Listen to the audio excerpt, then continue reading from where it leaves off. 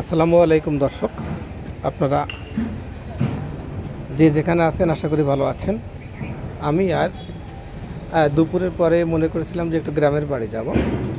সেই জন্য গ্রামের বাড়িতে যাওয়ার আগে ভৈরব নদী পার হতে হয়। ভৈরব নদীর খেয়ার পর থেকে আমি আপনাদের সাথে কথা বলছি। দেখেন ভৈরব নদীর কী অপরূপ দৃশ্য। দু তীরের সিনারি দেখলে মন জুড়িয়ে যায়। ভৈরব নদী পার হয়ে আমাদের গ্রামের রাস্তা, চমৎকার একটি রাস্তা এলজিআরডি করেছে। চারিপাশে অসংখ্য গাছপালা এবং তার মাঝে মাঝে চমৎকার চমৎকার সব ইমারত এবং গ্রামের লোকজন এই রাস্তা দিয়ে সারাদিনই তাদের নিত্য প্রয়োজনীয় কাজ করে বাড়িতে ফেরে। এবং একটু খেয়াল করে দেখেন, এই যে একেবারে জঙ্গলের ভিতর কি চমৎকার চমৎকার বাড়ি। ডাইনে যেটা দেখছি সেটা একটি মুরগির ফার্ম এবং সামনে দেখেন গ্রামে একেবারে শুনশান নিরাপত্তা। এই নিরাপত্তা ভেদ করে আমাদের ভ্যান গাড়ির সামনে এগিয়ে চলেছে। মাঝে মাঝে সেই পুরাতন দিনের কলার পাতা দিয়ে বাড়িয়ে ঘেরা রয়েছে।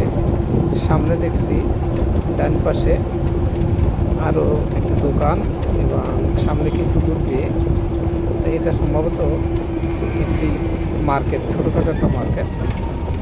এবং দুই পাশেই সুন্দর সুন্দর বাড়ি তুলেছে এবং এইখানে গেলে মনে হবে না যে এটা কোনো গ্রাম, মনে হবে যে আপনি এমন একটি জায়গায় এসেছেন যে জায়গাটি আপনার মনকে কেড়ে নিয়ে যাবে বা মন উদাস হয়ে যাবে।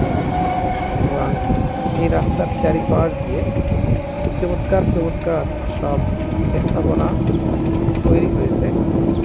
এখন সামনে আমরা যে জায়গায় যাচ্ছি সেই জায়গাটির নাম হলো প্রেমবাগ। জানি না প্রেমবাগ নামটি কীভাবে হয়েছে। এবং চমৎকার বিল্ডিং, এখানে একটি ব্যাংকও রয়েছে, ছোটোখাটো একটা বাজার এখানে। এবং এই বাজারে এই এলাকার লোকেরা তাদের নিত্য প্রয়োজনীয় দ্রব্যের কেনাবেচা করে থাকে। গ্রাম থেকে তাজা তরি তরকারি শাকসবজি তুলে এখানে হাটের দিন তারা নিয়ে আসে এবং বিক্রি করে থাকে। সবথেকে মজার ব্যাপার হলো রাস্তায় কোনো জ্যাম নেই, কোনো বিশৃঙ্খলা নেই, রাস্তা কোথাও ভাঙা নেই। চমৎকার সুন্দর একটি রাস্তা আমাদের গ্রামের ভিতর দিয়ে চলে গেছে, একেবারে নোয়াপাড়া হয়ে সামনে একেবারে নড়াইল পর্যন্ত। দর্শকবৃন্দ, ভিডিওটি দেখার জন্য আপনাদের সবাইকে আবারও আন্তরিক ধন্যবাদ জানাচ্ছি।